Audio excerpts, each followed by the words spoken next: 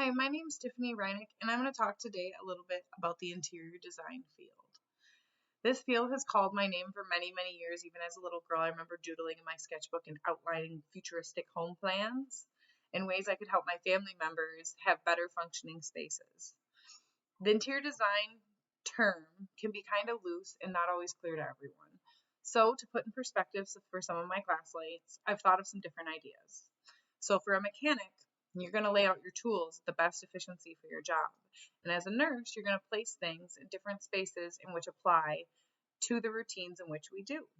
Similar to a home kitchen, we're going to place things in places that make sense. We're going to set things at certain heights that make sense.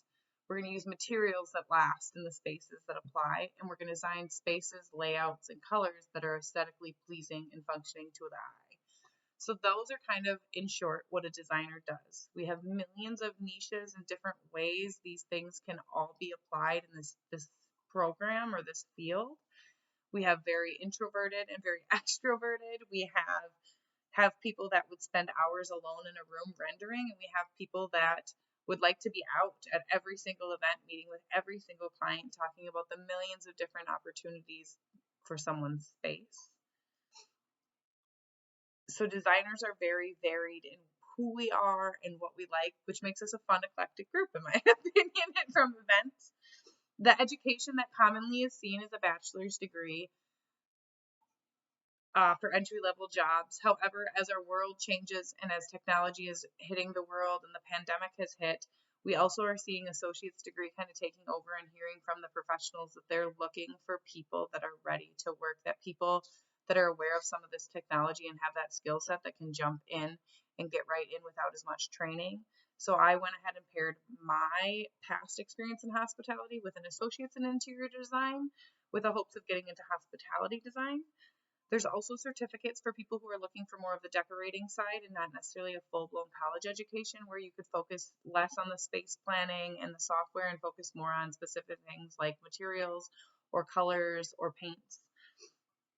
We have two certifications that are highly important for designers that you can kind of, when you see them on someone's resume, you can tell that they've had experience or they have a very clear understanding of the field and what they're doing in their job, which are going to be a LEED certification is the first one, and that one specializes specifically on the understanding of sustainability within building materials and resources for our environment, for our world.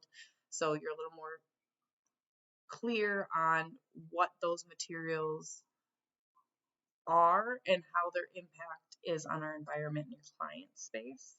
This is very important for people that specialize in government entities or community-based program design, health and safety design, school K through 12 design. The NCDIQ was founded in 1970, and that's the Code of Public Health and Welfare and Best Practices. So that is kind of the end all be all of designers. It's kind of where a lot of us try and land. It takes years of mentorship. It takes years of hours to get that accreditation. But at the end, when you hold that accreditation, it shows you, again, have a very clear and understanding grasp of that. So the LEED and the NCDIQ are something genuinely you would pair with addition to your associate's degree and your bachelor's degree. And then we have continued CEU yearly. Design is a very fast industry and it is always changing, always moving. And since the pandemic, it has kind of accelerated at a rapid rate with the way technology is changing that field. We have to be on top of that. So there's always new CEUs every year. As a designer, as we just highlighted, like Philip Stark once said, you don't need to be 2 years ahead, you need to be 20 years ahead. My time in the program, I've learned over 8 software rendering programs and additional programs for graphics. And they're not slowing down. So technology is a huge skill to be comfortable with, as well as being creative. You have to have some sort of creativity within the design field, whether that is analytical creativity with formatting and spacing, or if that is more of color and form and function. You also have to be a critical thinker and a problem solver. You have to watch those details and you have to be quick to respond.